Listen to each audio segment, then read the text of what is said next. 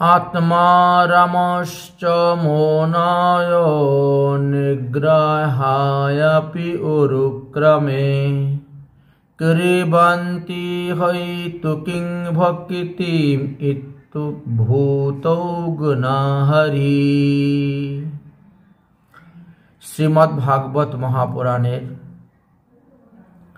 प्रथम स्कंधे सप्तम अध्याये 10 नम्बर श्लोक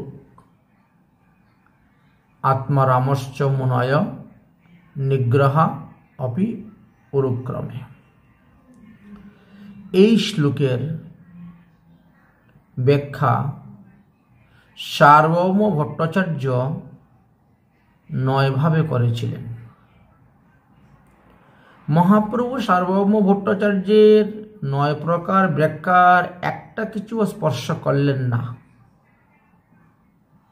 সম্পূর্ণ আলাদাভাবে তিনি আবার 18 ভাবে এই শ্লোকের ব্যাখ্যা করেছিলেন। যদিও সেই ব্যাখ্যাগুলো বড়ই বিরল, পাওয়া যায় না। পরবর্তী সময়ে সনাতন গোস্বামী পাদ যখন বৃন্দাবন ধাম হইতে নীলাচলে গিয়েছিলেন, মহাপ্রভুকে তখন এই শ্লোকের ব্যাখ্যা শোনার জন্য অনুরোধ করেছিলেন। তখন মহাপ্রভু এই শ্লোকের ব্যাখ্যা 61 প্রকারের করেছিলেন। এর সংক্ষিপ্ত আকারে 61 প্রকারের ব্যাখ্যা শ্রী চৈতন্য চরিতামৃত গ্রন্থের মধ্য লীলার 25 পরিচ্ছদে দেওয়া আছে। আসুন শ্রীমদ্ ভাগবত মহাপুরাণের প্রথম স্কন্দের সপ্তম অধ্যায়ের এই 10 নম্বর শ্লোকের ব্যাখ্যা আজকে আমরা আস্বাদন করব। আত্মা রামশ্চ মোনায় নিগ্রহায়পি উরুক্রমে কুর্বন্তা হি ঐতুকিং ভক্তিং ইত্যুক্তো ভূতো গুণ হরিহি। কিভাবে এই শ্লোকের অবতারণ হয়েছিল, এই শ্লোকের মধ্যে কতগুলি পদ আছে, আমরা সেই বিষয়ে আলোচনা করব। এই আত্মারাম শ্লোকের মধ্যে 11টি পদ দেওয়া আছে। 11টি পদ পৃথক পৃথক কইলে শব্দের অর্থ নিশ্চয়। চৈতন্য চরিতামৃতের মধ্যলীলার 6ষ্ঠ অধ্যায়ের 194 নম্বর পয়ারেতে বললেন যে আত্মারামশ্চ শ্লোকের 11 পদ হয় পৃথক পৃথক কইলে পদের অর্থ নিশ্চয়, ভেঙ্গে ভেঙ্গে করলে পরে জানা যাবে। এই যে শ্লোকের মধ্যে 11টি সুসম্পূর্ণ পদ আছে, তা হলো কি, 1 নম্বরে আত্মারাম, 2 নম্বরে চ, 3 নম্বরে মুনয়, 4 নম্বরে নিগ্রহা, 5 নম্বরে অপি, 6 নম্বরে উরুক্রমে, 7 নম্বরে কুর্বন্তি, 8 নম্বরে ঐহুতুকিং, 9 নম্বরে ভক্তি, 10 নম্বরে ইত্যুত্তম ভূত গুণঃ, আর 11 নম্বরে হরি। এই 11টা পদ আলোচনা করেছেন। এই 11টা পদের মধ্যে আত্মারাম পদের 7 প্রকার ব্যাখ্যা, চ পদের 7 রকম ব্যাখ্যা, মুনয় পদের 7 রকম ব্যাখ্যা, নিগ্রহা পদের 7 রকম ব্যাখ্যা, অপি পদের 7 রকম ব্যাখ্যা, উরুক্রমের 7 প্রকার ব্যাখ্যা এবং কুর্বন্তি পদের একটি ব্যাখ্যা, ঐহুতুকি পদের 3 প্রকার ব্যাখ্যা, ভক্তি পদের 10 প্রকার ব্যাখ্যা, আর ইত্যুক্ত ভূত পদের 4 প্রকার ব্যাখ্যা আর হরিপদের 1 প্রকার ব্যাখ্যা। ইতি অদ্যুক্তমভূত গুণসহ মিলাইয়া 4 প্রকার। এই হলো মোট 61 প্রকার ব্যাখ্যা। আজ আমরা সেই 61 প্রকার ব্যাখ্যার কথাই আস্বাদন করব, আপনারা শ্রবণ করবেন। আপনারা সবাই জানেন যে মহাপ্রভু 24 বৎসর নবদ্বীপে ছিলেন গৃহস্থ আশ্রমে, আর পরের 24 বছর সন্ন্যাস। মহাপ্রভু সন্ন্যাস গ্রহণ করার পর নীলাচলে গিয়েছিলেন। সার্বভৌম ভট্টাচার্যের সহিত তিনার মিলন হয়েছিল, আর সেখানে 7 দিন সার্বভৌম ভট্টাচার্যের মুখে মহাপ্রভু বেদান্ত ভাষ্য পাঠ শুনেছিলেন, কিন্তু কোনোদিনও কিছু হা না কিছু বলতেন না, চুপচাপ বসে খালি শুনতেন। সার্বভৌম ভট্টাচার্যের মুখে 8ম দিবসে যখন ভাগবত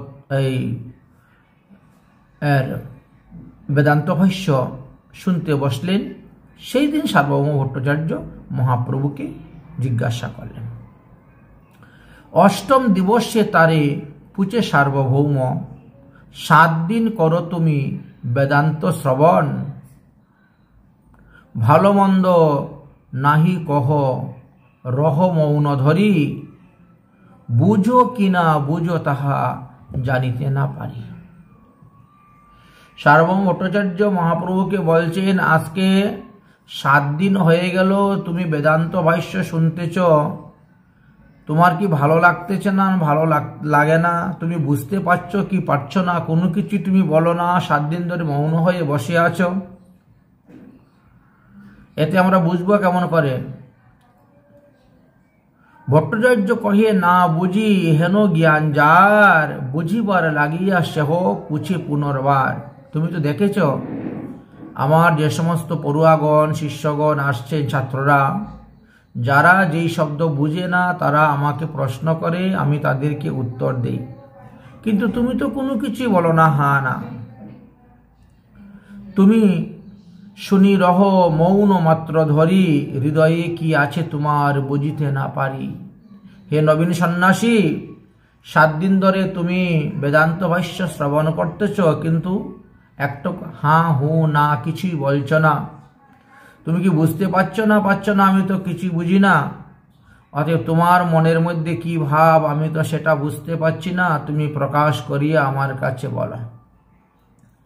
মহাপ্রভু তখন দৈন্যের সহিত বললেন, প্রভু কহিনী সূত্রের অর্থ বুঝি যে নির্মল, তোমার ব্যাখ্যা শুনলে মন হয়ে যে বিকল। আপনি যখন শ্লোক উচ্চারণ করেন তখন তো তার অর্থটা স্পষ্টই আমার বোধগম্য হয়ে যায়, কিন্তু যখন আপনি শ্লোকের ব্যাখ্যা শুরু করেন তখন সব গোলমাল হয়ে যায়। কারণ সূত্রের মুখ্য অর্থ না করহ ব্যাখ্যান, কল্পনাতে তুমি তাহা করো আচ্ছাদন। বাস্তবে ব্যাসদেব ভাগবতে যেভাবে শ্লোকের ব্যাখ্যা করে গিয়েছেন, আপনি সেই ব্যাখ্যাটাকে লুকিয়ে রেখে দিয়ে আপনি আপনার বিবেক বুদ্ধির দ্বারা কল্পনা করে এই সমস্ত শ্লোকের ব্যাখ্যা করে যাচ্ছেন, সেখানেই আমার গণ্ডগোলটা লাগে। মুখ্য অর্থ ছাড়িয়া করো গৌণ অর্থ কল্পনা, অবিধা বৃত্তি ছাড়ি করো শব্দের লক্ষণা। একটা শ্লোকের 6 প্রকার অর্থ হইতে পারে, এটা আমরা জানি। মুখ্য অর্থ, গৌণ অর্থ, লাক্ষণিক অর্থ, যুগর অর্থ, যুগরূঢ়, উপচারিকা ইত্যাদি অর্থে ব্যবহার হয়, কিন্তু আপনি কোনো একটা শ্লোকের এখন পর্যন্ত মুখ্য অর্থ ব্যাখ্যা করেন নাই। সর্বদা ব্যাখ্যা মুখ্য অর্থকে ছেড়ে গৌণ অর্থ, কল্পনা যুক্ত অর্থ করেছেন, লাক্ষণিক অর্থ করে গিয়েছেন। ব্যাসসূত্রের অর্থ হচ্ছে সূর্যের কিরণ। ব্যাসদেব যেভাবে ব্যাখ্যা করে গিয়েছেন একেবারে পরিষ্কারভাবে, সূর্যের আলোর মতন একেবারে পরিষ্কার। সকল্পিত ভাষ্য মেঘে করো আচ্ছাদন, কিন্তু তুমি তোমার কল্পিত ভাষ্যের দ্বারা ব্যাসদেবের লেখাকেও তুমি ঢেকে দিতে চাচ্ছ, এই জায়গাতেই গণ্ডগোল। সার্বভৌম ভট্টাচার্য বললেন, তাহলে কোথায় সেই গণ্ডগোলটা তুমি আমাকে বলো। মহাপ্রভু তখন দৈন্যের সহিত বলছেন, ব্রহ্ম শব্দে কহে পুনর স্বয়ং ভগবান। ব্রহ্ম শব্দে ভগবানকে বলা হয়েছে, আর আপনি ব্যাখ্যাতে ব্রহ্ম শব্দ জীবকে পর্যন্ত করে দিয়েছেন, জীবকে ব্রহ্ম শব্দে ব্যবহার করতেছেন। ব্রহ্ম শব্দে কহি পুনর স্বয়ং ভগবান, স্বয়ং ভগবান কৃষ্ণ শাস্ত্রেতে প্রমাণ। কৃষ্ণ হলেন স্বয়ং ভগবান। আর কেন তিনাকে স্বয়ং ভগবান বলা হয়েছে? কারণ তিনার মধ্যে ষড়ৈশ্বর্য পূর্ণ আছে। শাস্ত্রে বলছেন, ষড়ৈশ্বর্য পূর্ণ আনন্দ বিগ্রহ যাহার, সেই ভগবানে তুমি কহ নিরাকার। ষড়ৈশ্বর্য পূর্ণ যে ভগবান শ্রীকৃষ্ণ সাকার রূপের কথা ভাগবতে বর্ণন করে গিয়েছেন। হে সার্বভৌম ভট্টাচার্য, আপনি সেই সাকার ভগবানকে কেন নিরাকার বলে ব্যাখ্যা করে যাচ্ছেন? গীতা শাস্ত্রে জীব রূপ শক্তি করি মানে, হেন জীব অভেদ কহ ঈশ্বরের সনে। জীব ঈশ্বরের অংশাংশ। গীতাশাস্ত্রে জীবতত্ত্বের কথা আলোচনা করে গিয়েছেন। ঈশ্বরের সঙ্গে জীবের তুলনা দেওয়া যায় না। ঈশ্বরের শ্রী বিগ্রহ সচিদানন্দময় আকার, কিন্তু মানুষের বিগ্রহ তো সচিদানন্দ নয়। যে বিগ্রহে সেও শত গুণের বিকার। আর ভগবানের দেহে আর আমাদের দেহের মধ্যে পার্থক্য কি? আমাদের দেহের মধ্যে শত রজ তম 3 গুণের বিকার আছে, আর ভগবানের দেহেতে নির্গুণ। শ্রী বিগ্রহ জেনা মানে সেতু পাষণ্ড। যারা শ্রী বিগ্রহকে মানে না তারাই হলেন পাষণ্ড। অস্পৃশ্য অদৃশ্য সে হয় যমের দণ্ড। তাদের মুখ দর্শন করতে নাই, তাদেরকে স্পর্শ করতে নাই। যারা শ্রী বিগ্রহকে মানে না, মৃত্যুর পর তাদের যমরাজের দণ্ড ভোগ করিয়া থাকেন। আপনিও তো সেই রাস্তার পথিক বলে মনে হচ্ছে, আপনার কথাবার্তাতে বোঝা যাচ্ছে। বেদনা মানিয়া বুদ্ধ হয়তো নাস্তিক, বেদ শাস্ত্র নাস্তিকবাদ বুদ্ধতে অধিক। বেদনা মানার কারণে বুদ্ধদেব যেভাবে নাস্তিক হয়েছেন, বেদের যথার্থ আশ্রয় তিনি গ্রহণ করলেন না, এই জন্য বুদ্ধ ধর্মের মধ্যে নাস্তিকতাই বেদি দেখতে পাওয়া যায়। ব্যাস ভ্রান্ত বলি সেই সূত্র দোষ দিয়া, বিবর্তবাদ স্থাপিয়াছেন কল্পনা করিয়া। বুদ্ধ তিনি ব্যাসদেবের সূত্রগুলাকে ভ্রান্তি বলে লোকের কাছে প্রকাশ করে নিজের কল্পনা অর্থ দিয়ে স্থাপন করেছিলেন। আপনিও তো তাই করতে যাচ্ছেন। এই মতো কল্পিত ভাষ্যে শতদোষ দিল, সব খণ্ডী প্রভু নিজ মত যে স্থাপিল। অতঃপর মহাপ্রভু সার্বভৌম ভট্টাচার্যের প্রতিটি কল্পিত ভাষ্যের শ্লোকের ব্যাখ্যার ভুল ধরতে শুরু করলেন এবং সঠিক ভক্তিতত্ত্ব দিয়ে মহাপ্রভু তাহা স্থাপন করতে শুরু করলেন। ভগবান সম্বন্ধ ভক্তি অবিদেয় হয়, প্রেম প্রয়োজন বেদে 3 বস্তু কয়। এবার মহাপ্রভু সম্বন্ধ অবিদেয় প্রয়োজন নিয়ে আলোচনা শুরু করলেন। এটা হলো বেদের মুখ্য এই 3 বস্তুর উপরে ব্যাখ্যা। শুনিয়া ভট্টাচার্যের হইল পরম বিস্মিত। ভট্টাচার্য যখন শুনলেন তখন তিনি একেবারে বিস্মিত হয়ে গেলেন। মুখে না নিঃস্বরে বাণী হইলেন স্তম্ভিত।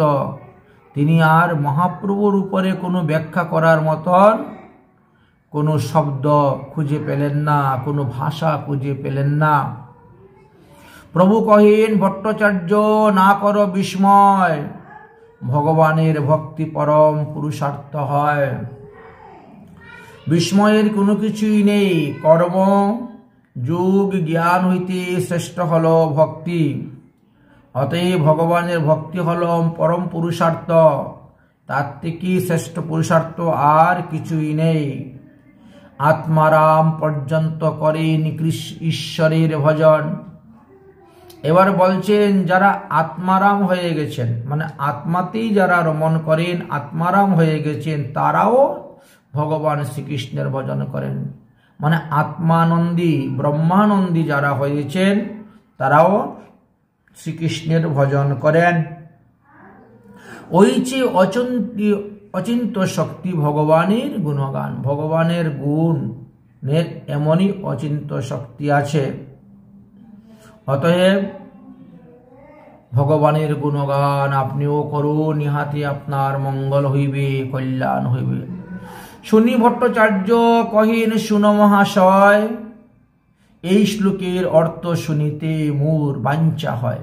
ঠিক আছে, তাহলে আপনি আত্মারামশ্চ মনয় নিগ্রহাম অপি উরুক্রমে এই শ্লোকের ব্যাখ্যাটা করুন।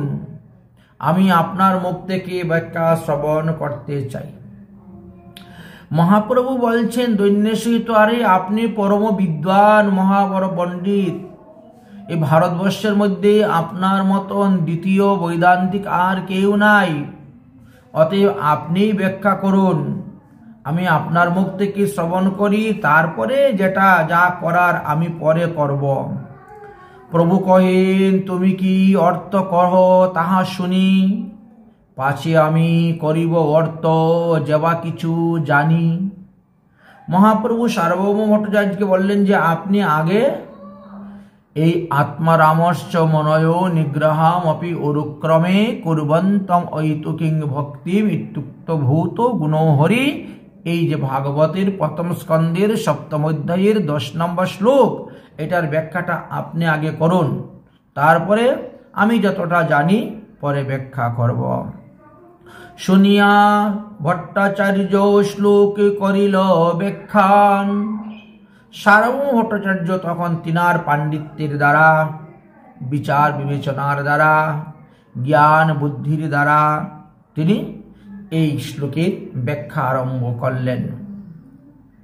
তর্কশাস্ত্র মত উঠায় বিবিধ বিধান।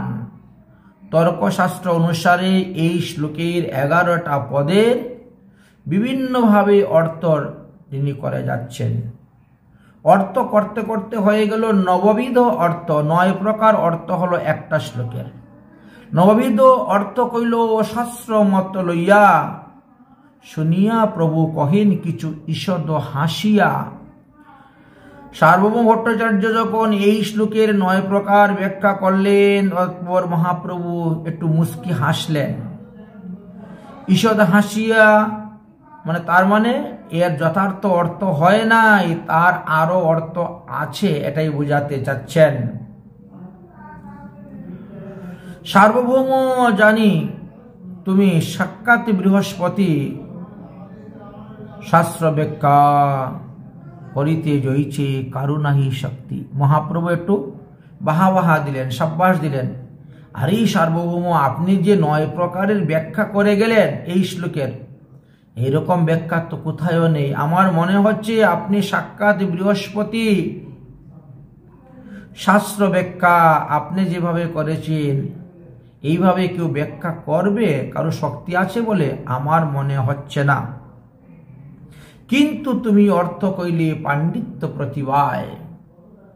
তুমি যে এই আত্মরামশ্চ মনয় নিগ্রহাম অপি অনুক্রমে শব্দের শ্লোকের ব্যাখ্যা করেছ, এটা তুমি তোমার পাণ্ডিত্যের দ্বারা করেছ, পাণ্ডিত্য প্রতিভার দ্বারা করেছ। কিন্তু পাণ্ডিত্য ছাড়াও এই শ্লোকের আরো অর্থ আছে। ইহা ওই শ্লোকের অর্থ আরো আছে অভিপ্রায়। এই 9 শ্লোকের 9টি ব্যাখ্যার দ্বারাই এই শ্লোকের অর্থ সম্পূর্ণ হয় নাই, আরো কিছু আছে। এই কথা শোনার পরে তো ভট্টাচার্য বড় চমকে গেলেন। সার্বভৌম ভট্টাচার্য চিন্তা করলেন, এরপরেও এই শ্লোকের আরো ব্যাখ্যা আছে, এত আশ্চর্য কথা, তাহলে তো শুনতে হবে তোমার মুখ থেকে। ভট্টাচার্যের প্রার্থনাতে প্রভু ব্যাখ্যা কইলা। এবার মহাপ্রভু আরম্ভ করলেন এই আত্মারামশ্চ মনয় নিগ্রহ অপি অনুক্রমে শ্লোকের ব্যাখ্যা শুরু করলেন। তার নব অর্থের মধ্যে একটাও না ছুঁইলা। সার্বভৌম ভট্টাচার্য যে 9 প্রকার অর্থ করেছিলেন, এই 9 প্রকার অর্থের মধ্যে একটা অর্থ মহাপ্রভু স্পর্শ করলেন না, ছুঁইলেন না। সম্পূর্ণ আলাদাভাবে তিনি আরম্ভ করলেন ব্যাখ্যা। এমনভাবে ব্যাখ্যা করলেন যে সার্বভৌম ভট্টাচার্য তখন চিন্তা করছে, সর্বনাশ, আমি কার সামনে দাঁড়িয়ে আছি, আমি কারকে বেদান্ত ভাষ্য শুনিয়েছিলাম।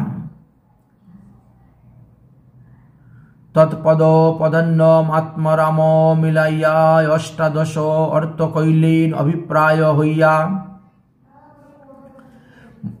তাহলে মহাপ্রভু 18 প্রকারের ব্যাখ্যা করেছিলেন। তো সার্বভৌম যদি 9 প্রকার করেন, মহাপ্রভু 18 প্রকার করেন, তো এখানেই তো 27 প্রকারের ব্যাখ্যা হয়ে গেল একটা শ্লোকের। শুনিয়া ভট্টাচার্যের মন হইল চমৎকার, প্রভুকে কৃষ্ণ জানিয়া করে আপনা ধিক্কার। সার্বভৌম ভট্টাচার্য তখন নিজের পাণ্ডিত্যের প্রতি ধিক্কার এসে গেল। আর মহাপ্রভুকে তিনি তখন স্বয়ং সাক্ষাৎ শ্রীকৃষ্ণ মনে করলেন। কারণ না হলে এই শ্লোকের এত প্রকার ব্যাখ্যা তিনি করতে পারেন না। আচ্ছা, হয়তো সাক্ষাৎ কৃষ্ণ মুই না জানিয়া মহা অপরাধ কইনু, গর্বিত হইয়া মহাপ্রভুর চরণে পড়ে গেলেন। তুমি যে সাক্ষাৎ কৃষ্ণচন্দ্র এটা আমি বুঝতে পারি নাই, তাই আমি অপরাধ করেছি, তোমাকে শাস্ত্র শিক্ষা দিতে বসেছি। তোমাকে আমি ছাত্ররূপে বসিয়ে বেদান্ত ভাষ্য তোমাকে শোনাচ্ছিলাম, এতে আমার মহা অপরাধ হয়েছে। আমার পাণ্ডিত্যের উপরে গর্ব, পাণ্ডিত্যের উপরে অহংকার এসেছিল। তাই আত্মনিন্দা কইল প্রভুর চরণ। সার্বভৌম ভট্টাচার্য নিজের নিন্দা নিজেই করছেন, আত্মনিন্দা। আর মহাপ্রভুর চরণে শরণাপন্ন হইলেন। কৃপা করিবার তরে প্রভুর কইল মন। তিনার এই ক্রন্দন দেখে, এই দৈন্যতা দেখে, এই আর্তনাদ দেখে মহাপ্রভুর হৃদয়টা গলে গেল। এবং মহাপ্রভু তখন তিনাকে সরবুজ রূপ দর্শন দিয়েছিলেন। নিজ রূপ প্রভু তারে করাইল দর্শন। প্রথমে চতুর্ভুজ প্রভু হইলা তখন, প্রথমে চতুর্ভুজ তারপরে সরভুজ। দেখিয়া তাহার আগে চতুর্ভুজ রূপ, পাঁচে সাম্য রূপ বংশী মুখ স্বীকৃতি স্বরূপ। দেখি সার্বভৌম দণ্ডবত করিয়া পড়িল, পুনর উটি স্তুতি করে 2 কর জড়িল। মহাপ্রভুকে বারবার দণ্ডবত প্রণাম করছেন, 2 হাত জোড় করছেন। প্রভু কৃপায় তার স্ফুরিল সব তত্ত্ব, নাম প্রেম দান আদি বর্ণিক মহত্ব। এইভাবে মহাপ্রভুর কৃপাতে এবার তিনি জানতে পারলেন আত্মরামায় মনয়ের যে যথার্থ অর্থ শ্লোক, সেটা তিনি অনুভব করতে পারলেন। তো ওখানে 27 প্রকার ব্যাখ্যা হয়েছিল। আমরাও সেই সমস্ত ব্যাখ্যাগুলো আস্বাদন করব। আমরা বলেছিলাম না, পরবর্তী সময়ে সনাতন গোস্বামী পাদ শ্রীধাম বৃন্দাবন হইতে নীলাচলে গিয়েছিলেন পদব্রজে জগন্নাথের রথযাত্রা দর্শন করতে। জগন্নাথের রথযাত্রা দর্শন করার পর একদিন মহাপ্রভুর চরণ দুটি ধরে সনাতন গোস্বামী পাদ বলছেন, আপনি যে পূর্বে সার্বভৌম ভট্টাচার্যের নিকটে আত্মারামশ্চ মনয় শ্লোকের 18 প্রকার ব্যাখ্যা করিয়াছিলেন, তাহা আমি শ্রবণ করতে চাই, আপনি কৃপা করে আমাকে বলুন। মহাপ্রভু তখন এই আত্মারাম শব্দের 60টি পর্যায় বলেছিলেন। প্রথমে মহাপ্রভু বলতে চাচ্ছেন না, বলছেন, আরে কি বলবো এই শ্লোকের ব্যাখ্যা। তবে সনাতন প্রভুর চরণে ধরিয়া পুনরপি কহি কিছু বিনয় করিয়া, পূর্বে শুনিয়াছি তুমি সার্বভৌম স্থানে এই শ্লোকের 18 অর্থ করিলা ব্যাখ্যায়। আশ্চর্য শুনিয়া মোর উৎকণ্ঠিত মন, কৃপা করি কহ যদি জুড়ায় শ্রবণ। প্রভু কহেন, আমি বাতুল, আমারও বচন সার্বভৌম বাতুলতা সত্য করি মানন। মহাপ্রভু বলছেন, আমি এক পাগল, সার্বভৌম আরেক পাগল, দুই পাগল এক জায়গায় পড়েছি। কখন কি এসেছিল মনে বলেছিলাম, এখন তো আর সেই কথা মনে নাই। কৃপা প্রলাপাদি লাও, তার নাহি কিছু মনে, তবে তোমার সঙ্গ বলে যদি কিছু হয় মনে। তোমার মতো পরম বৈষ্ণব আমার নিকটে এসেছ, তোমার সঙ্গ বলে যদি কিছু মনে হয় তাহলে আমি তোমাকে বলবো। সহজেই আমার কিছু অর্থ নাহি ভাসে, তোমার সবার সঙ্গ বলে সেই কিছু প্রকাশে। এমনিতে তো আমি সাধারণ একজন ব্যাকরণের মাস্টার ছিলাম, এর থেকে বেশি কিছু তো অর্থ আমার নেই। তবে তোমাদের মতো বৈষ্ণবের সঙ্গ করলে পরে অনেক কিছু অর্থ আপনা আপনি এসে যায়। একাদশ পদ এই শ্লোকেরও সুনির্মল, পৃথক পৃথক নানা অর্থ পদে করে ঝলমল। আত্মশব্দে কহে ব্রহ্ম, দেহ মন যত্ন ধৃতি বুদ্ধি স্বভাব, এই 7 অর্থ প্রাপ্তি। তাহলে আত্মশব্দের মহাপ্রভু 7টা অর্থ করেছিলেন। এই সাথে রমে যেই সেই আত্মারাম গণের আগে করি যে গণন। তাহলে আমরা প্রথমে আত্মা সম্পর্কে জানব, তারপরে পরমাত্মা সম্পর্কে জানব। আত্মরূপে সর্বঘটে কৃষ্ণ করেন বাস, তাই তার এক নাম হয় শ্রীনিবাস। শ্রী চৈতন্য চরিতামৃত গ্রন্থের মধ্যলীলার 20 পরিচ্ছেদের 157 নম্বর পয়ারে বললেন যে জ্ঞান যুগ ভক্তি 3 সাধন বসে, ব্রহ্ম আত্মা ভগবান ত্রিবিধ প্রকাশে। অর্থাৎ ভগবানকেই এখানে শ্রীকৃষ্ণকেই আত্মা বলা হয়েছে। তারপরে 61 নম্বর পয়ারে বললেন 161, পরমাত্মা তিহু কৃষ্ণের এক অংশ, আত্মার আত্মা হন কৃষ্ণ সর্ব অবতংশ। তাই শ্রীকৃষ্ণকে শুধু আত্মা বলা যায় না, বা পরমাত্মাও বলা যাচ্ছে না। পরমাত্মার তিহু কৃষ্ণের এক অংশ, পরমাত্মার আত্মা হন কৃষ্ণ সর্ববতংশ, পরমাত্মার আত্মা হলেন শ্রীকৃষ্ণ। আসুন তারপরে ব্যাখ্যা কি বলছেন। স্বয়ং রূপ তদ একাত্মক রূপ আবেশ নাম, প্রথমেই 3 রূপে রহেন ভগবান।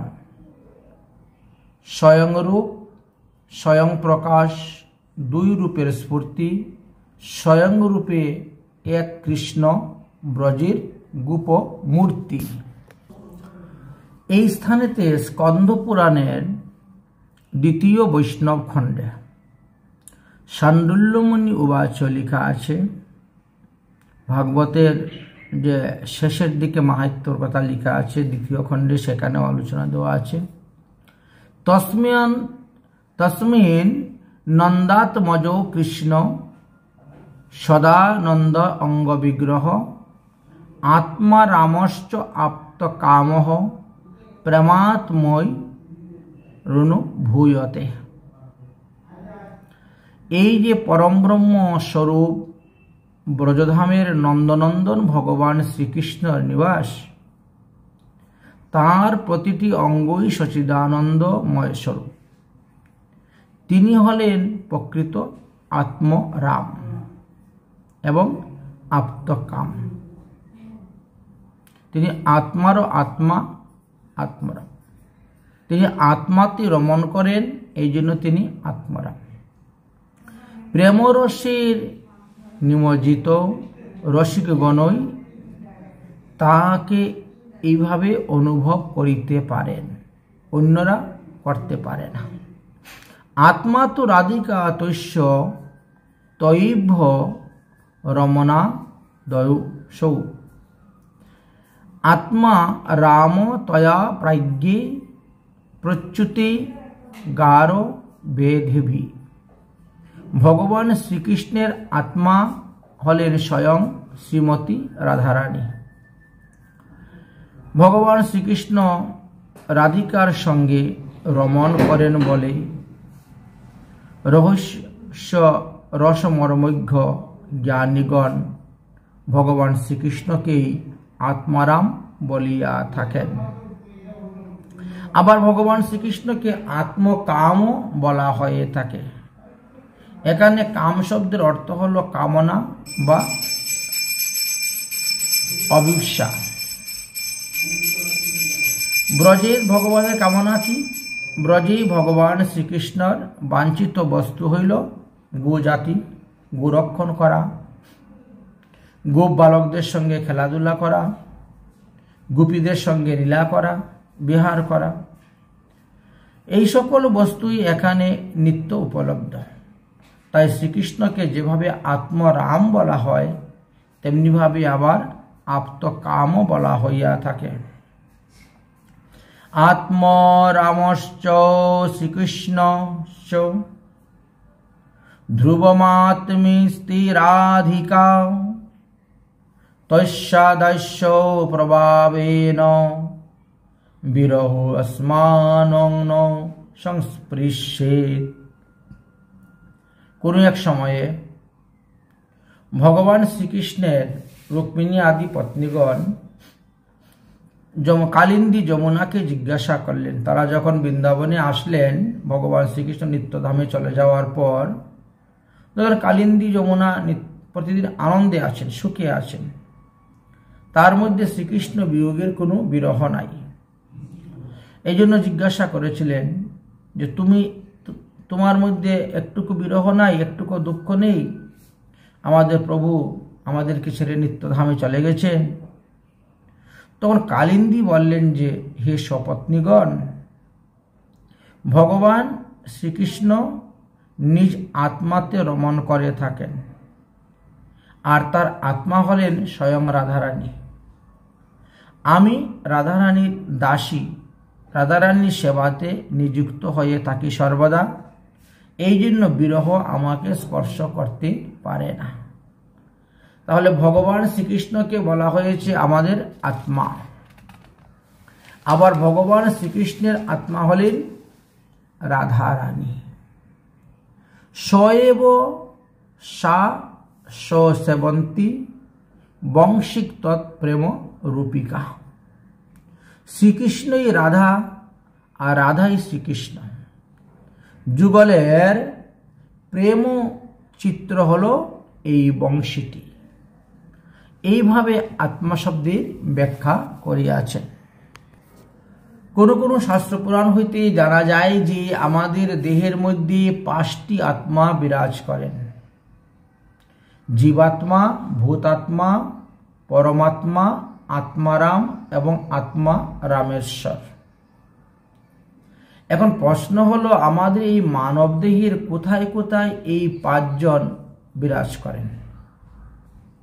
এই পঞ্চ আত্মা কোথায় কোথায় বিরাজ করেন? বলেন, জীবাত্মা থাকেন মানব দেহের গুহ্য দেশে, ভূতাত্মা থাকেন মানব দেশের লিঙ্গ দেশে, পরমাত্মা থাকেন মানব দেহের নাভিমূলে, আত্মারাম থাকেন মানব দেহের হৃদয়ে এবং পরমাত্মেশ্বর থাকেন মানব দেহের কণ্ঠেতে। এই 5 প্রকার আত্মার অবস্থা, তাদের দলগুলো যথাক্রমে শাস্ত্রে বিচার করে গিয়েছেন। জীবাত্মা হলো চতুর্দল বৈশিষ্ট্য, গুহ্যদেশ। ভূতাত্মা হলো ষড়দল বৈশিষ্ট্য লিঙ্গমূল। পরমাত্মা হলেন দশদল বৈশিষ্ট্য নাভিমূল। আত্মারাম হলেন দ্বাদশ দল বৈশিষ্ট্য হৃদয়। আর আত্মা রামেশ্বর হলেন 16 দল বৈশিষ্ট্য কণ্ঠ। এই 5টি আত্মার বর্ণও 5 প্রকারের আছে। জীবাত্মার বর্ণ দেখতে রক্তবর্ণ, ভূতাত্মার বর্ণটা দেখতে হরিতাল বর্ণ, পরমাত্মার বর্ণটা দেখতে বিদ্যুৎ বর্ণ, আত্মারামের বর্ণটা দেখতে শুক্লবর্ণ সাদা, আত্মা রামেশ্বর এর বর্ণ হলো শ্যামবর্ণ। এই যে পঞ্চ আত্মা, তাদের কি কি বস্তু আহার করে তারা বেঁচে আছেন, এটাও একটা প্রশ্ন আমাদের আসে। বলেন জীবাত্মার আহার হলো জল, ভূতাত্মার আহার হলো বহুভুজি, পরমাত্মার আহার হলো বায়ুবক্ষণ, আত্মারামের আহার হলো হরিনাম হরিকথা হরিকথামৃত রস আস্বাদন, আর আত্মা রামেশ্বর হলো রসামৃত ভক্ষণ। এইভাবে এই 5 জন পুষ্টিবিধান লাভ করিয়া থাকেন। এই 5টি আত্মা,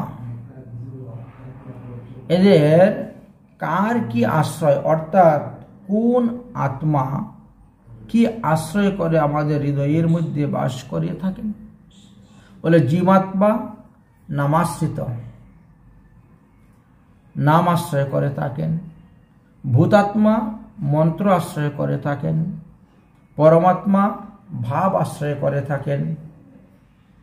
আত্মারাম প্রেম আশ্রয় করিয়া থাকেন। আর আত্মা রামেশ্বর সহজ সাধন ভজন আশ্রয় করিয়া থাকেন। কোন আত্মা দ্বারা কাকে কিভাবে বশ করা যায়? কোন আত্মা কাকে বশ করে? বলে জীবাত্মা থাকে স্থূল সাধকে, তখন সেই হরিনাম করতে করতে তাকে বশ করে ভবরূপ থেকে মুক্ত হইতে পারেন। তো জীবাত্মা বশের জন্য একমাত্র হরিনাম, সাধুসঙ্গ ইত্যাদি। ভূতাত্মা ষড়রিপুকে বশ করতে পারে, কাম ক্রোধ লোভ মোহ মদ মৎসর্য এদেরকে বধ করতে পারে। পরমাত্মা সে তার চিন্তায় জগৎকে বশ করতে পারেন। আত্মারামকে ধ্যানের দ্বারা বশ করা যায়। আত্মা রামেশ্বরকে হরিনামামৃত রসে বশ করা যায়, অর্থাৎ হরিনামের দ্বারাই তাকে বশ করা যায়। তাই আমাদের দেহের এইভাবে এক এক আত্মাকে এক একভাবে বশ করা যায়। আমরা এতক্ষণ যে পঞ্চপ্রকার আত্মার বিষয়ে আলোচনা করলাম, তাহা একমাত্র গুরু শিষ্যকে বা সাধককে পথ দেখাইয়া দিয়ে থাকেন। সে গুরু কৃপায় তাই এই সকল শিখতে পাওয়া যায়। এক বীজ পঞ্চমূর্তি দেখায় যেই জন, গুরুকে শ্রী গুরু বলি তাহারও কারণ। সুতরাং আমাদের দেহটা যেমন পঞ্চভূতের দ্বারা তৈরি, ক্ষিতি অপ তেজ মরুদ ভূম এই 5টার দ্বারা তৈরি করা হয়েছে। এই জন্য আমাদের দেহের মধ্যে পঞ্চ আত্মাও বাস করিয়া থাকেন। তবে আত্মজ্ঞান এত সহজে লোকের লাভ হয় না। মায়ামুগ্ধ জীবের নাহি কৃষ্ণের স্মৃতি জ্ঞান, জীবের কৃপা কইলে কৃষ্ণ বেদ ও পুরাণ। তাই বহু শাস্ত্র গীতা ভাগবত আদি অধ্যায় না করলে জানতে পারবেন না। শ্রী চৈতন্য চরিতামৃত গ্রন্থের মধ্যলীলার 20 পরিচ্ছেদের 122 নম্বর শ্লোকে বললেন, শাস্ত্র গুরু আত্মা, শাস্ত্র গুরু আত্মা রূপে আপনি জানান, কৃষ্ণ মোর প্রভু ত্রাতা জীবের হয় জ্ঞান। বেদশাস্ত্র কহেন সম্বন্ধ অবিধেয় প্রয়োজন, কৃষ্ণ প্রাপ্য সম্বন্ধ ভক্তি প্রাপণ্যিক সাধন। এইভাবে আত্মশব্দের ব্যাখ্যা করে গিয়েছেন। তাহলে বোঝা গেল যে মহাপ্রভু সনাতন গোস্বামীপাদকে এই আত্মশব্দের ব্যাখ্যাটা সাতভাবে করলেন। আত্মশব্দে ব্রহ্ম, দেহ, মন, যত্ন, ধৃতি, বুদ্ধি, স্বভাব, এই সাত অর্থ প্রাপ্তি। এই সাথে রমে যেই সেই আত্মারামগণ, আত্মারামগণের আগে করি যে গণন। এইভাবে আত্মারামের 7টি ব্যাখ্যা মহাপ্রভু করেছিলেন। এবার আমরা মণি শব্দের 7টি ব্যাখ্যার মধ্যে আসব। মণি শব্দের 7টি পর্যায় আছয়। মণি আদি শব্দের অর্থ এবে শুনো সনাতন। পৃথক পৃথক অর্থ করি পাছে করিব মিলন। মণি শব্দে মননশীল, আর কহে মৌনী, তপস্বী, ব্রতী, যতি আর ঋষিমুনি। এই 7টার উপরে মহাপ্রভু ব্যাখ্যা করলেন। তাহলে আমরা 7 7 14টা ব্যাখ্যা এখানে পেলাম। এবার নিগ্রহ শব্দের 7টা ব্যাখ্যা করলেন। নিগ্রহ শব্দের 7টি পর্যায় আছয়। নিগ্রহ শব্দে কহে অবিদ্যা গ্রন্থিহীন, বিধি নিষেধ বেদশাস্ত্র জ্ঞানাদি বিহীন, মূর্খ, নীচ, ম্লেচ্ছ আদি শাস্ত্র প্রক্তিগণ। ধন সঞ্চারী নিগ্রহ, আর যে নিধান, নির উপসর্গ ও গ্রন্থ যুগে নিগ্রহ হয় কাম। এইভাবে সেখানে 7টা ব্যাখ্যা করলেন। তাহলে 3 7 21টি ব্যাখ্যা আমরা এখানে পাই। তারপরে উরুক্রম। উরুক্রম শব্দের 7 প্রকার ব্যাখ্যা করেছিলেন। উরু যুক্ত ক্রম। উরুক্রম বলতে বামন ভগবানকে এক অর্থে এখানে বোঝানো হইয়াছে। উরুক্রম শব্দে কহে বড় যাহার ক্রম। ক্রম শব্দে কহে সেই পাদ বিক্ষেপণ। শক্তি কম্প যুক্ত পরিহার্য আক্রমণ। চরণ চালালে কাপে ত্রিভুবন। বিভুরূপে ব্রেপ্যে শক্তি ধারণ পোষণ। মাধুর্য শক্ত গোলক ঐশ্বর্য পরব্রহ্ম। মায়া শক্তি ব্রহ্মাদি পরিপাটি সৃজন। উরুক্রম শব্দে এই 7 অর্থ নিরূপণ। তাহলে এখানে আমরা এবার 4 7 28টি অর্থ পেয়ে গেলাম। তারপরে আসলো পূর্বন্তী শব্দ। পূর্বন্তী শব্দের 1টি অর্থ করেছিলেন। পূর্বন্তী শব্দটি হলো একটি পদ। ক্রিধাতু যদিও শাস্ত্র অনুসারে উভয় পদই হয়, কিন্তু যদি তার পশ্চাতে আবার কেউ কেউ বলছেন আত্মনেপদী অন্তে প্রয়োগ করা যায়, তাহলে স্কুর্বতে পদ হয়। আর যদি পরস্মৈপদী অন্তি প্রত্যয় যুক্ত করা হয় তাহলে পূর্বন্তী পদ নিষ্পন্ন হয়। এখানে কথা হলো যে কার্যের ফলটি যদি কর্তা নিজে ভোগ করেন তবে ক্রিধাতুতে আত্মনেপদী প্রত্যয় যুক্ত হয়। আর কর্তা যদি কার্যের ফলটি অন্য কেহ ভোগ করেন তাহলে পরস্মৈপদী পদ যুক্ত হইয়া থাকে। সুতরাং এখানে কার্যটি হলো ভক্তি আর কর্তা হলেন আত্মরামগণ।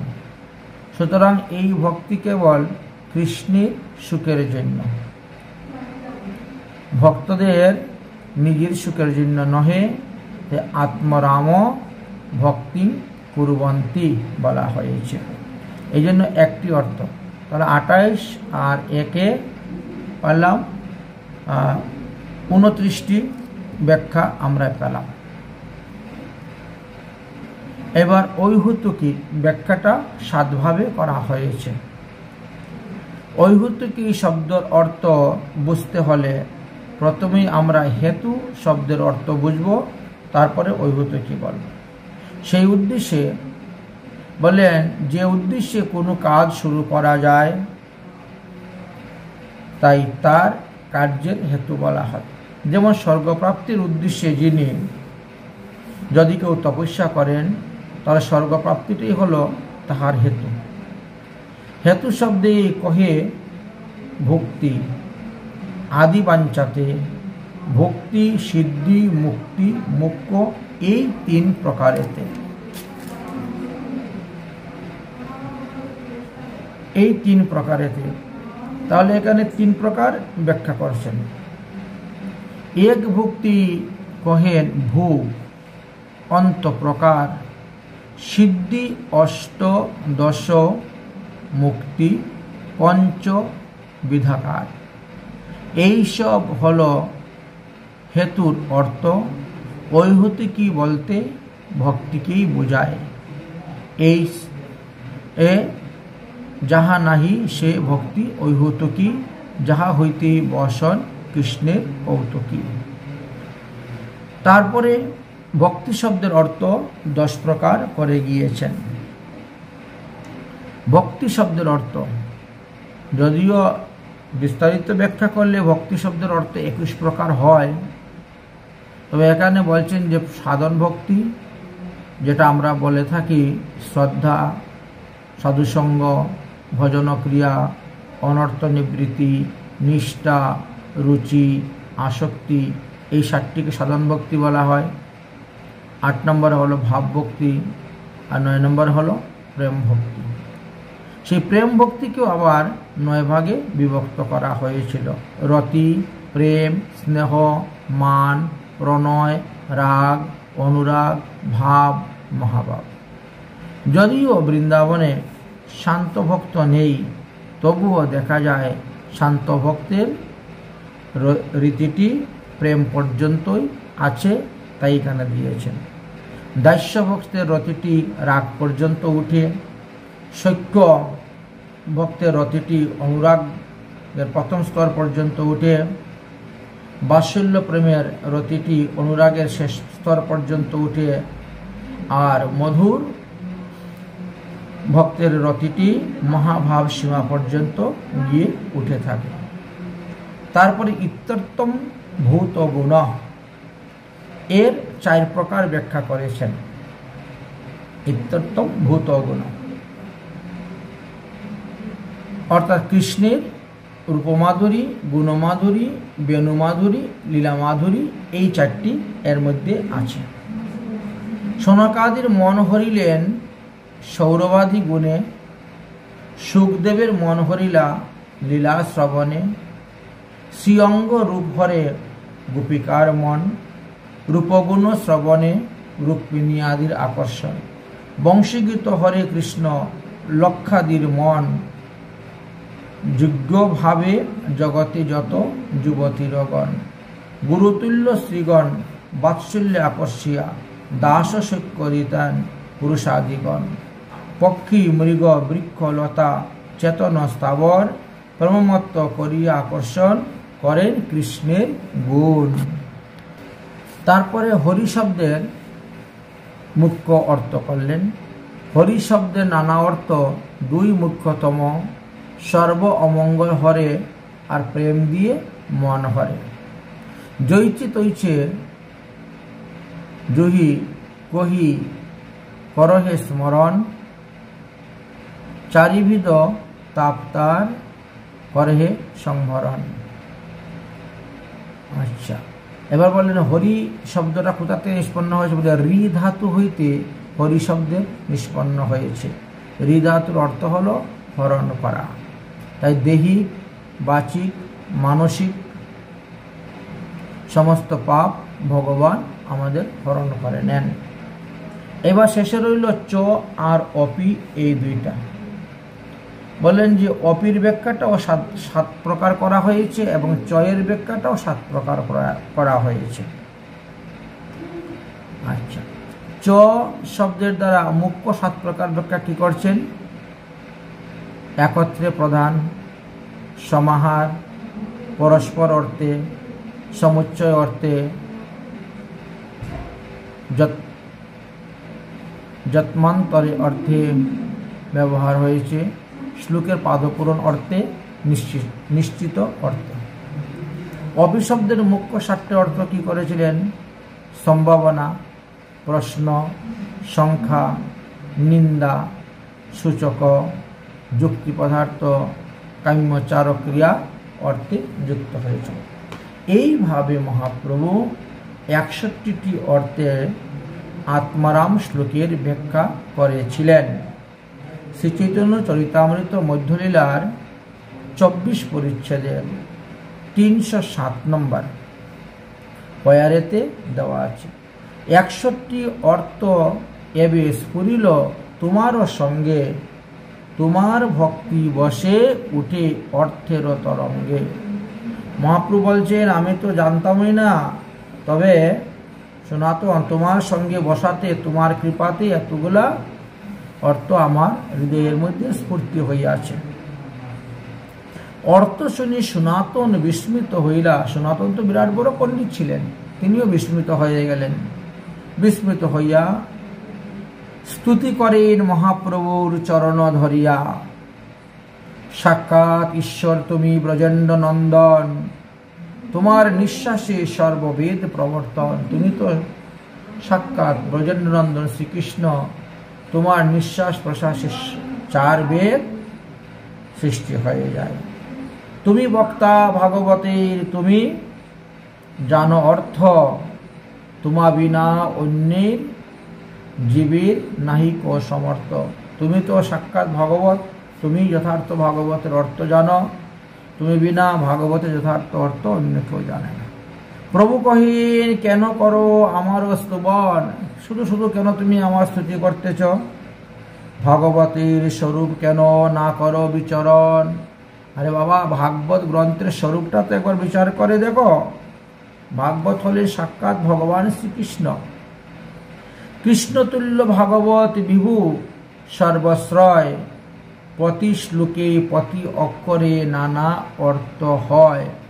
এই শ্রীমদ্ ভাগবত মহাপুরাণের প্রতিটি শ্লোকে নানান অর্থ হইয়া থাকে।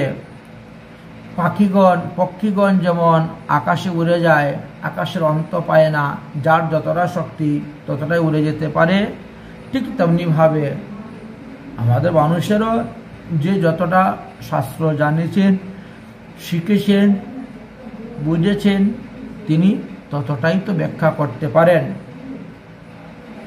এইভাবে মহাপ্রভু এই যে আত্মারামস্য মনয় নিগ্রহাম অপি উরুক্রমে কুর্বন্ত ঐতুকিং ভক্তিম ইত্যুক্তভূত গুণহরি, এই শ্লোকের 61 প্রকার ব্যাখ্যা করেছিলেন। আমরা সংক্ষেপে সেটা আস্বাদন করলাম।